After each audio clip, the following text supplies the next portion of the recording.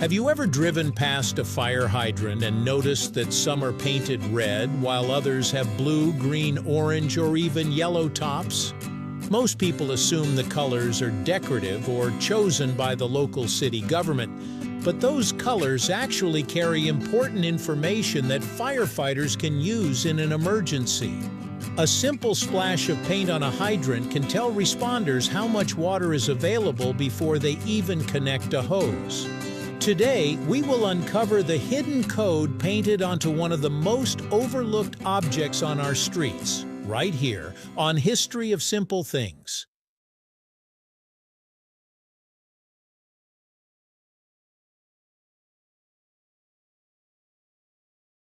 Fire hydrants have been around for well over a century, and their story is closely tied to the development of modern cities.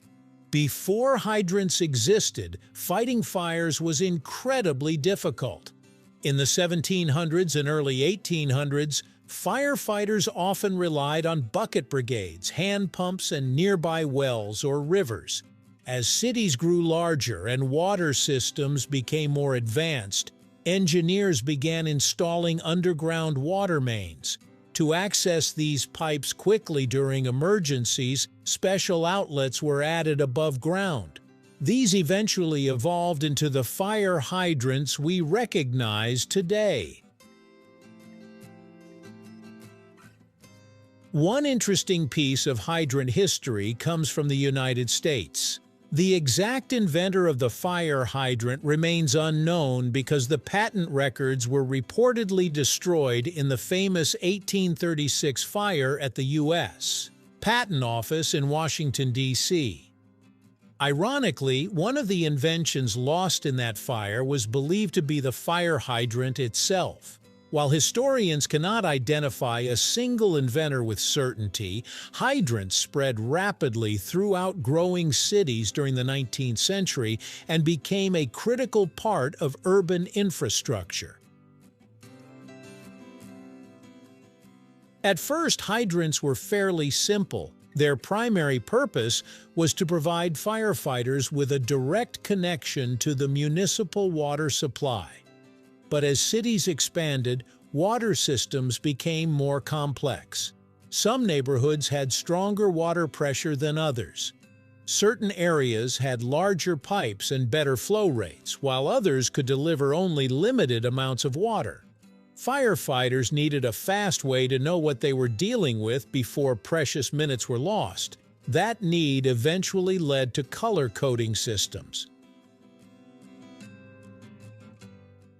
Today, many fire departments in North America follow guidelines established by the National Fire Protection Association, commonly known as the NFPA.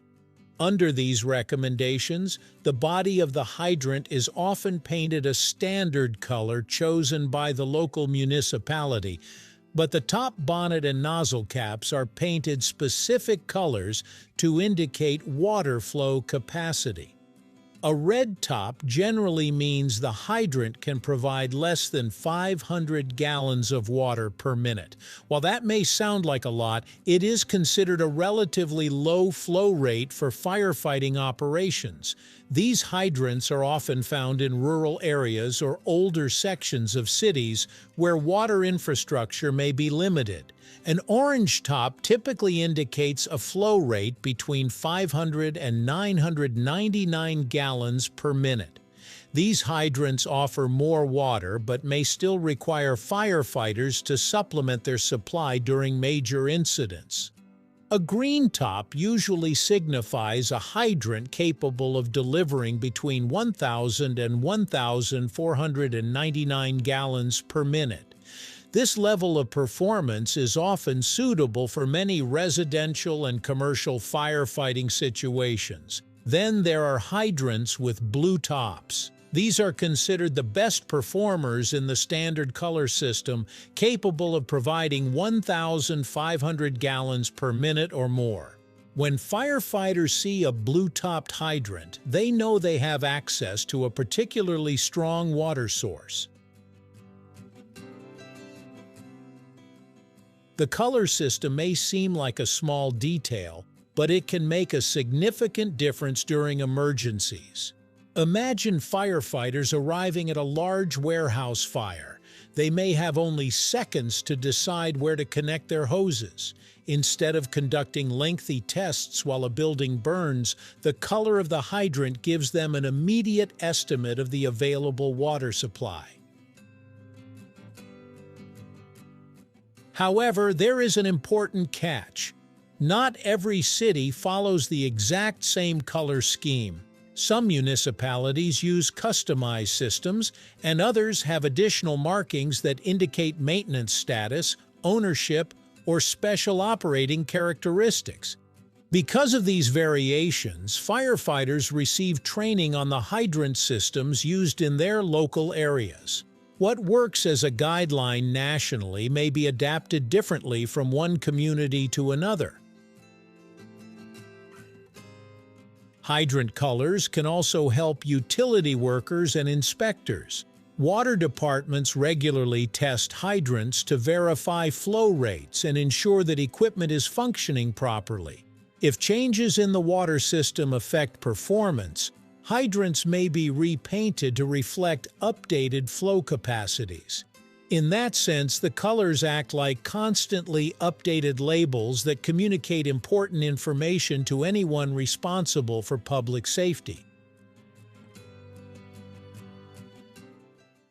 Another reason hydrants are painted brightly is visibility. During an emergency, firefighters need to locate hydrants quickly, often at night during storms or through heavy smoke. Bright colors make them easier to spot from a distance. In snowy regions, some hydrants are even equipped with tall marker poles, so they remain visible after heavy snowfall buries much of the landscape. Despite their importance, fire hydrants often fade into the background of everyday life. We pass them while walking, driving, or cycling without giving them much thought. Yet these metal fixtures stand ready 24 hours a day, every day of the year, connected to an enormous underground network designed to protect lives and property. The next time you see a fire hydrant, take a closer look at its colors. That red, orange, green, or blue top is not there for decoration. It is part of a practical language developed over decades of firefighting experience and engineering. In just a glance, it can communicate how much water is available, help firefighters make faster decisions, and potentially influence the outcome of an emergency. What looks like a simple painted hydrant is actually a carefully designed tool packed with information. And like so many ordinary objects we encounter every day, it has a fascinating story hidden in plain sight. Sometimes the simplest things around us turn out to be far more clever than they first appear. Thank you for watching. If you have suggestions for our next video, feel free to share them in the comments below. We'll be sure to give you an acknowledgement for your contribution. Thank you for joining us on this journey through the history of simple things. Don't forget to like, subscribe, and stay tuned for more stories woven through the smallest details.